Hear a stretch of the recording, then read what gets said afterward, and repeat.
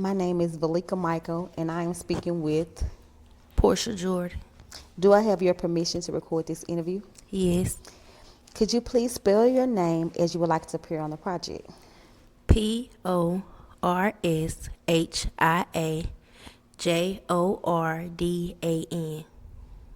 Nice to meet you, Portia. Tell me about yourself and what makes you unique. Well, I'm 32 years old. I've loved to sing, dance, and care for others. Okay. Tell me about how you grew up. Well, me personally, growing up in Jackson was in between rough and had it. And I wasn't one of the kids who always had it, but I also was a kid that had, I wouldn't say didn't have it, but I was in between.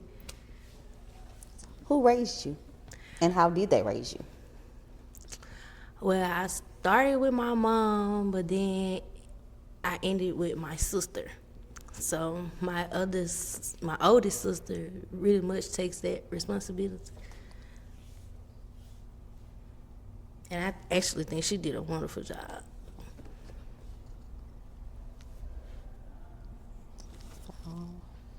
What was it like? What was it like where you grew up? Oh man, it was fun. It was running down the streets with no shoes on, the rocks racing in the middle of the street. Everybody playing together, everybody, getting along until the street lights come on. So are you from Jackson? No, actually I'm from Florida, Mississippi.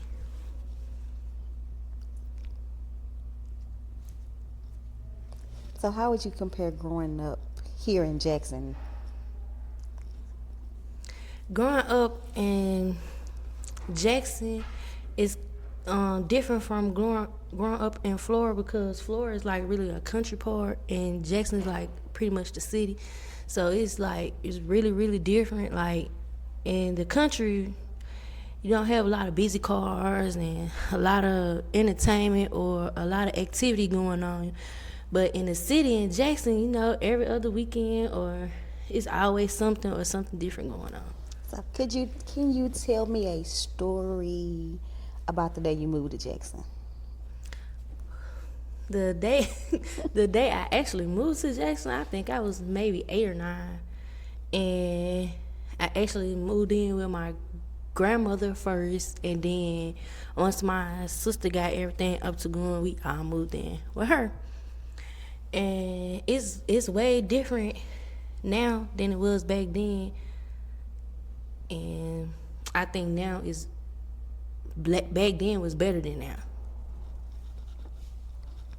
Describe a typical day from your childhood.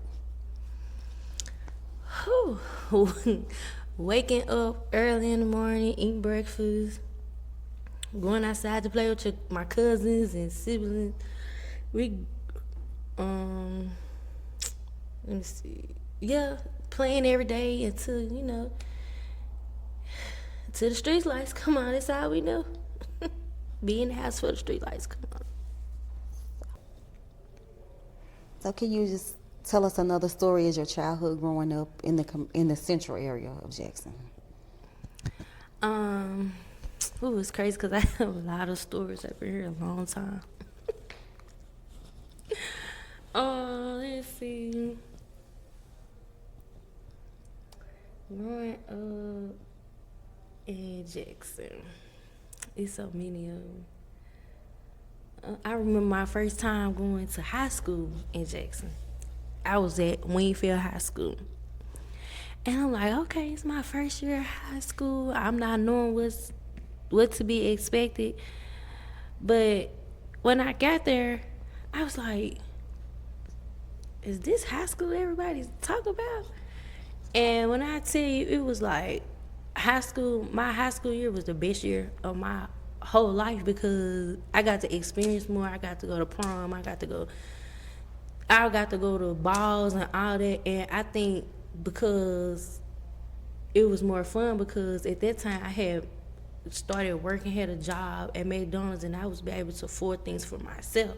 So my sister could get everything on her own, but I didn't have to, reach in her pockets and be like, okay, well, I need this. Not saying that she didn't help, but she still helped, still being raised or whatever. But I think it was more fun to me because I had my own money, and I was like, okay, I ain't paying no bills. I can go do this. I can get my hair did, get my nails did, And I feel like during that time was like the most enjoyable because I was being a kid. I was living the life of a kid.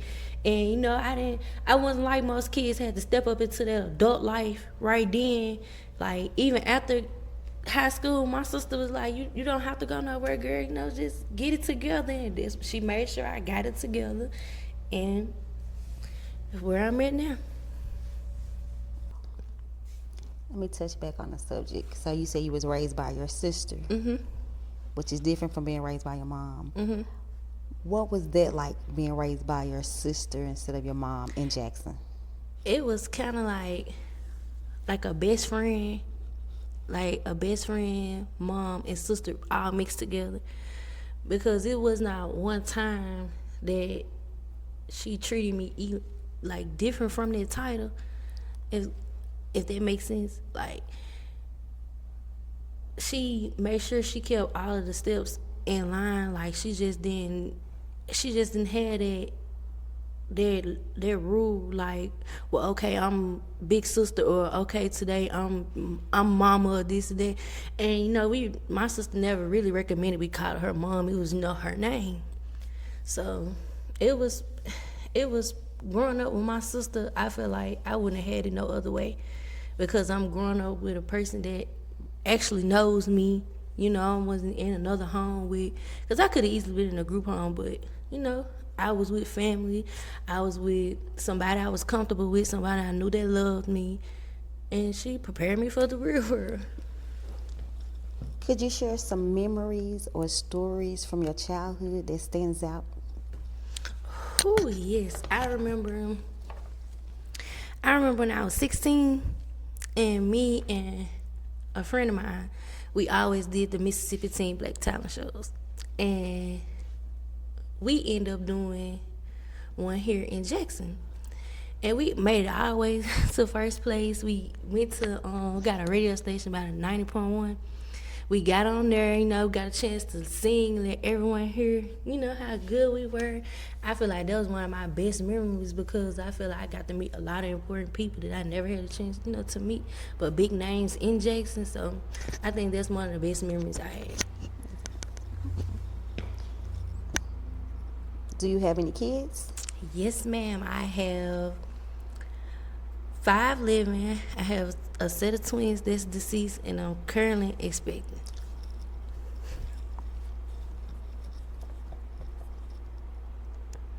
So tell me about your experiences becoming a parent. Becoming a parent was kind of scary at first, because I didn't know what I was getting into, and I never was the type to think that I have kids, but look at me now. I got a football team. But it was very, very, very scary at first, because I didn't know what to do. Growing up, all of my siblings was up to age. It was never no babies or newborn babies until I actually had my first niece after I had my first child. So I dealt with having a newborn first out of my siblings. So I grew to get attached to it. I grew to learning everything. I wouldn't say I learned it on my own. I had a very good support system. It was pretty rocky, but I wouldn't change it for nothing in the world now. So what does your typical day look like as, a parent raising kids? Ooh, it takes a village. It takes a village, but I'm doing it. My typical day is get up, drop my husband off at work, drop the kids off at school, go home, do a little work, and get things prepared for when everybody get ready to come home. Everybody come home. Got my husband relaxed. You got the kids doing homework. You got the kids getting ready to get in the tub. You got the food going. You got us, either if it's a family night, we sitting around playing a game, or we just everybody sitting around watching TV. So how would you describe your role as a parent? I think I'm a top dog being a parent, because I always hear my kids say, I got the coolest mom, or my mom the best mom in the world, and my mom do this, my mom. I love hearing things like that, because it lets me know I'm doing a good job. So who is your support system? My support system is my number one, my husband, his mom, my sisters, cousins. That's really about it. How do you describe your support system look like? My support system it's pretty good.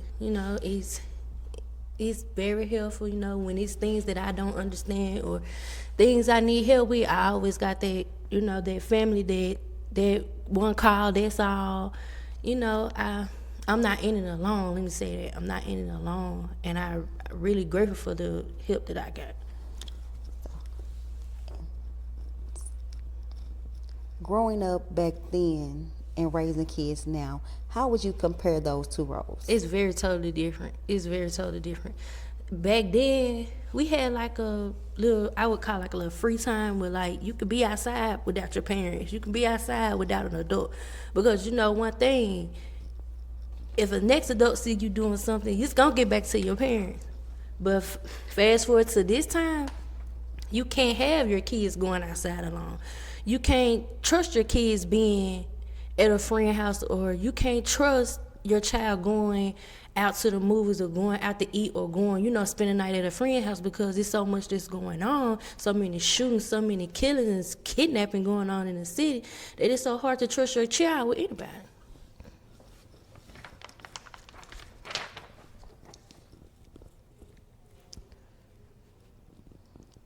So can you paint the picture of the neighborhood that you live in?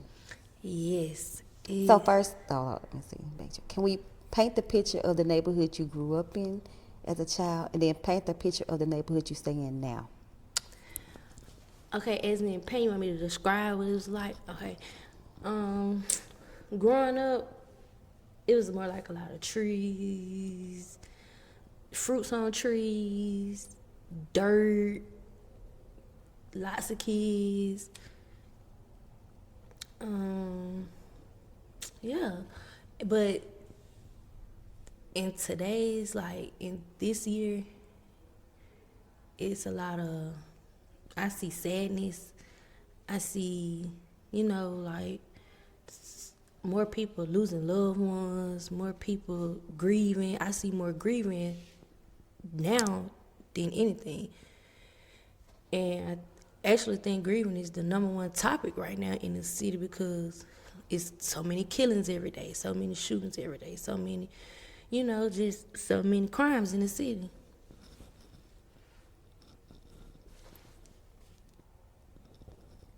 So how do you feel about your neighborhood? My neighborhood is rough. It's very rough. You hear ambulance 24/7. You hear the police 24/7. You hear gunshots 24/7. And it's so ridiculous that you can't even let your kids go outside and play, because you don't even know if a bullet gonna come down and hit your kids. They might not even be out there in the midst of it. They might not even, even around the scenery. But they could be outside playing. A bullet probably could just hit them and from being an innocent bystander. So, yeah, my neighborhood is pretty rough. Pretty rough. So in your neighborhood, do you guys help with each other's kids? We definitely does. Like my kids, I rarely let my kids go outside. But when they are outside, and if they finna take a snack outside, they're gonna give it to all the other kids that's out there too, because I don't raise my kids on you eat something in the next child's face, because every other, not saying that they're obligated to, but every child in the neighborhood we live in, every child don't have that same, child don't get to get their privilege, or every child don't have to get the same things that the next child does. So if they have like a bag of popsicles, they're going there and spread them out against all the other kids that's outside.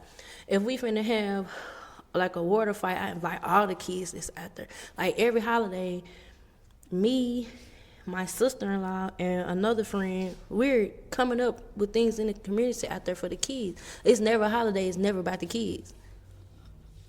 So did you learn that growing up as a child, or that just something you incorporated as an adult? I think it's something that's in me because my grandmother's that way, my aunt's that way, and I think this is the heart God gave me because like I said, I got a really, really good heart when it comes to others.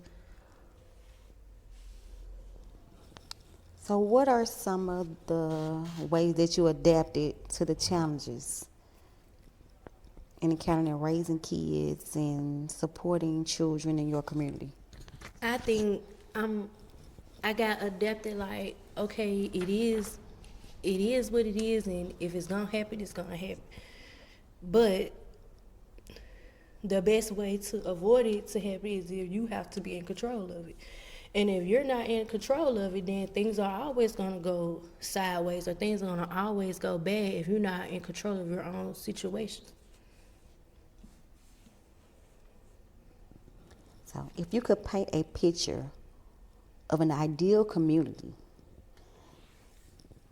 in an environment for raising children, what would it look like? I have a big center for them where, like for kids, something like Operation Shoestring. Like if I know their parents have to work, then okay, come on, send them over here. I had activities for them. Every day they're coming, it'll be something new for them. I have basketball gloves. I have swimming pools. I have cheerleading squads. I have all type of different things for them to do to keep them entertained and out the way and not in the streets.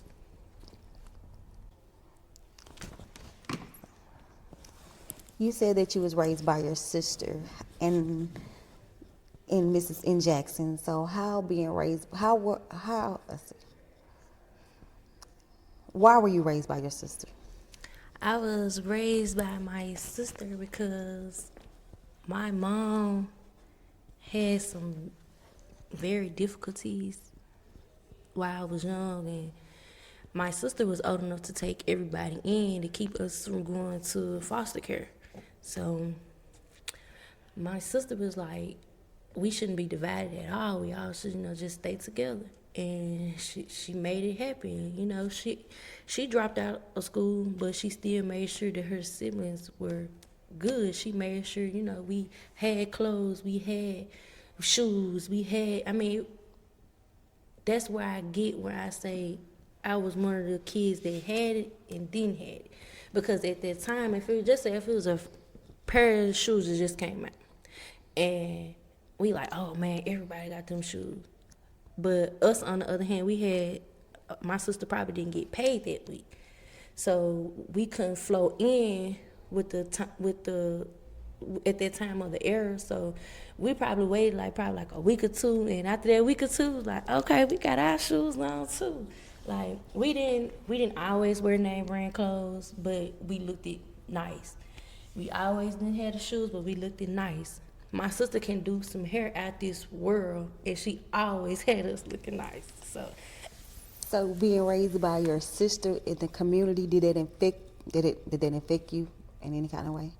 I want to say it affected me, but it definitely opened my eyes up from being raised with her and my siblings to by myself raising siblings myself. So how was your support system as a child growing up into this adulthood? Growing up, like I said, we had aunties, we had all of our family, but besides my mom, so really the only people who was, taking care of us, feeding us, buying us was my sister. That was it. So how was the community as you growing up in your sister's home? The community we was in, like, really, it was everybody really family. And not saying blood family, but I consider blood don't make you family. So Yeah, the community basically was family.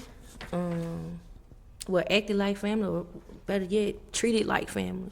So that really wasn't a problem. And like, if she had to go to work, the next door neighbor like, oh, it's okay, I keep them. They could come over here. So she had helping us, so she can get the proper things that she needed did to help us. So your role as a parent now, what do you try to instill in your children? Right, right now, like my biggest advice to my kids is keep family first. Keep family first. Always love your siblings, because I feel like your siblings in this world is all that you have. Them the only people you grew up in the household with. I mean, some people grew up in the house with cousins and aunts and uncles, but my kids are just by themselves. It's them. It's them. 24/7. It's them. It's them. It's them. Like, you always, like, your family, your siblings, you love them. You know your siblings. You always there for them. You know. You, how can I put this? Like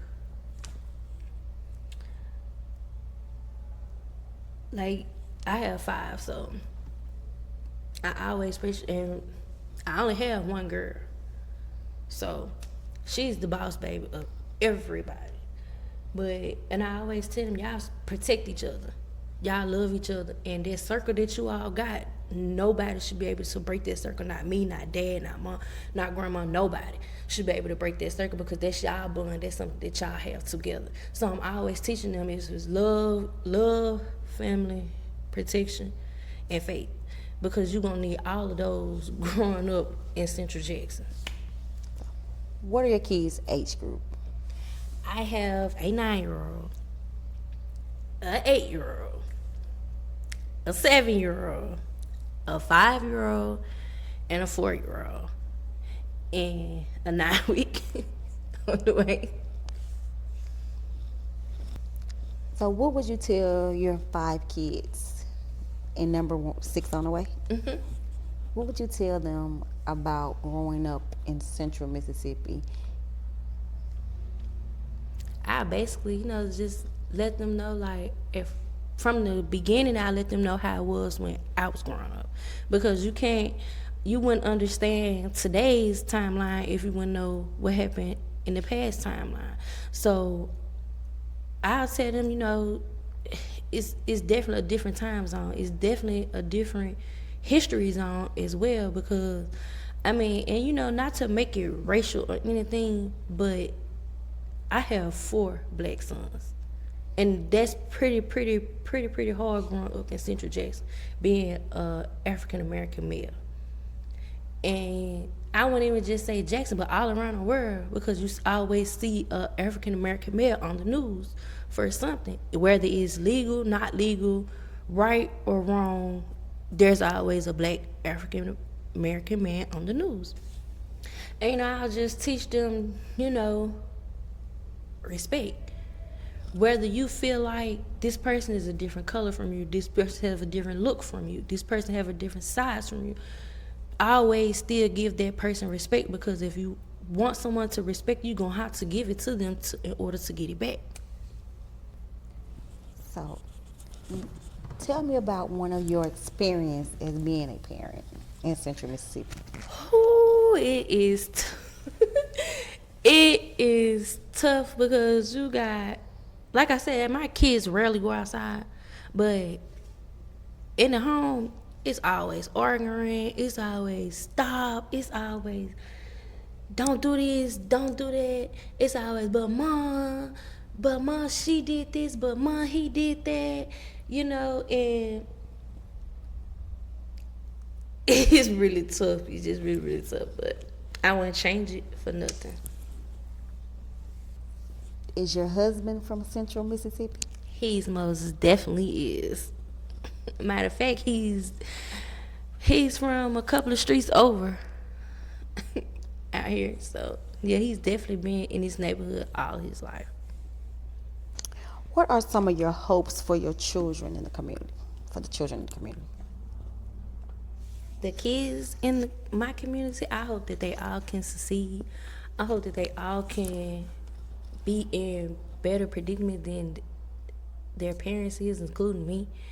I I hope that they can have a better lifestyle than they do now. I hope that one day they can look back at our community and be like, that's where I come from.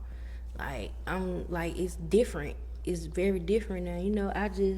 I really, really, what I really, really want for the kids in this community is just be yourself.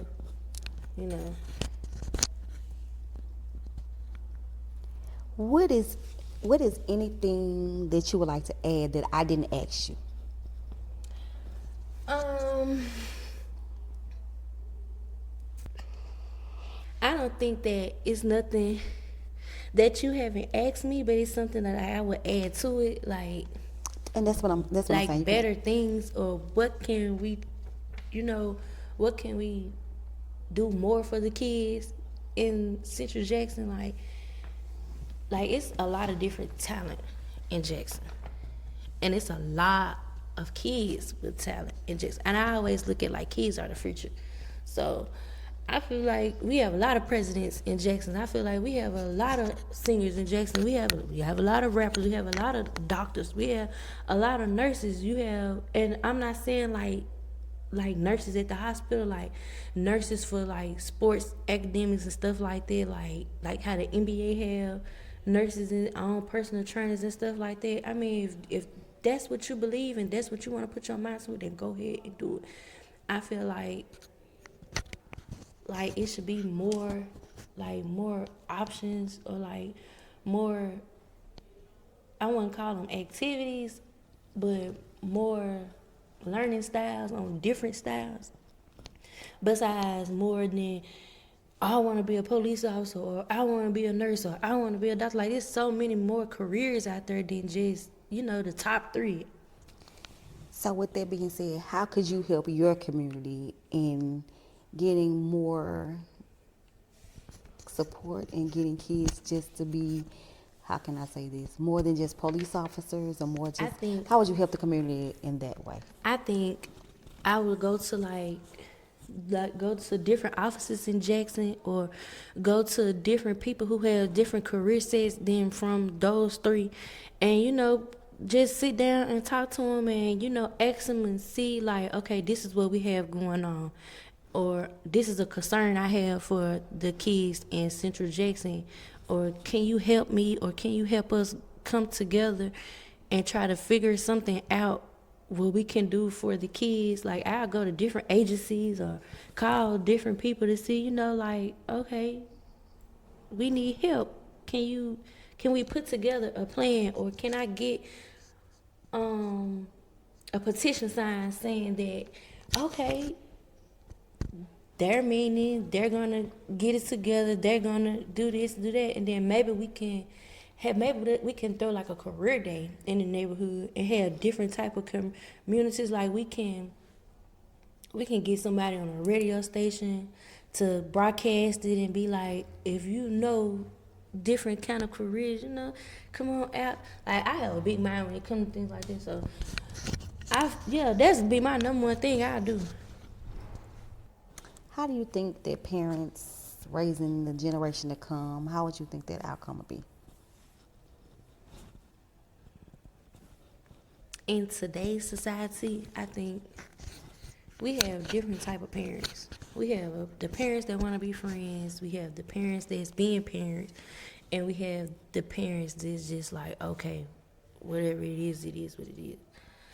I think... So how would that affect the community? I think because it affects the community by... I'm going to start with the 3 different categories. The first category is the ones who want to be a friend, or be the friend in the parent. Like, those kind, I think those are the ones, like, don't get in much discipline, or don't get in much as trouble, where they get in trouble. But I think those, not to just put a name on it or put a bad on it, but say those are the 25% that's most likely to go to jail, because they already have it in their mind that they don't listen to no one. So then you have the ones whose parents. Now every child from parent doesn't succeed. Some of them live, an average life, going to work every day, coming home every day. Some live that life, but then you got some that their moms don't let up at all. So you do have the ones that go to college to be a lawyer. You do have the ones that go to college to be artists and all, big top names.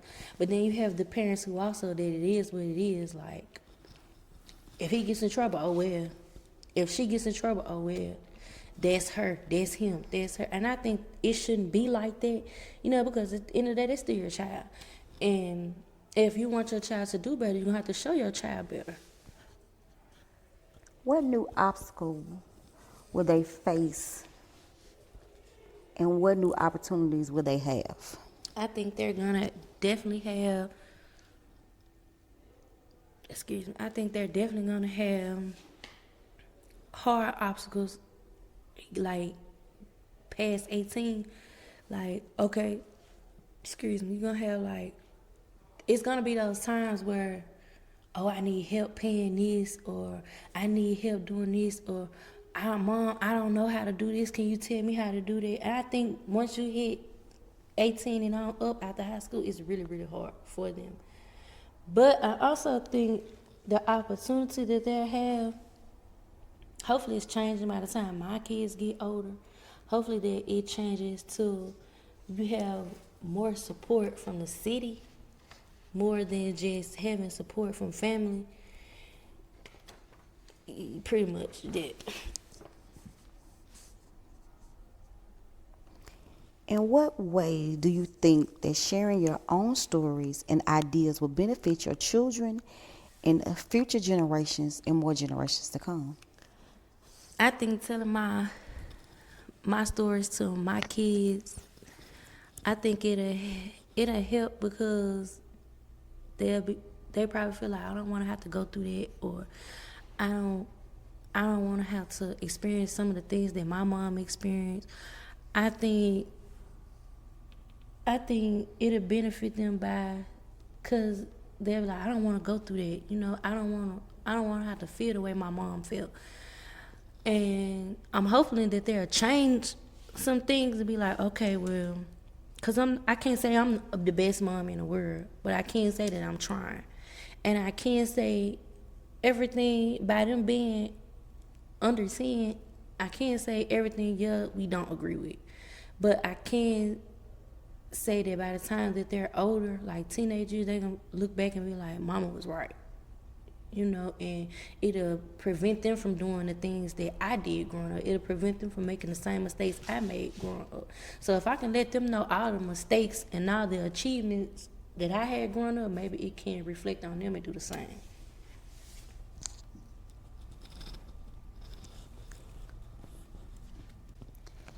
If you could tell the children of Central Mississippi something motivational, what would it be? My number one advice would be believe. Believe in yourself. Don't get easily distracted. Don't get easily discouraged. And just always believe. If you feel you get it in your mind that I believe I can be this, then be it. Don't listen to no one that's telling you can't be this. Don't listen to nobody tell you. You want to be the president of the United States and you got it in your mind want to be the president, then you could be the president. If you feel like I want to be the number one chef in this world, then go ahead. You could be the number one chef in this world. If you feel like I don't want to go to the NBA, put it in your mind. Do what you have to do and make it to the NBA. If you want to be in the NFL, get out there and swing that football and go ahead and go. You can do it. Just always believe and put yourself first. What would you want to tell the kids or the generation in the future? Something about now. Take your time. Take your time. Don't rush to grow up and be an adult, because that life after high school will turn you every way but loose. Take your time. Don't rush into being an adult, because being a child and being an adult, those are way two different lifestyles. So my thing would be, take your time. Don't rush it. Enjoy your life as being a child as long as you can. Thank you for this interview. I really appreciate you sitting down talking with me. I enjoyed our conversation. You're welcome, and thank you.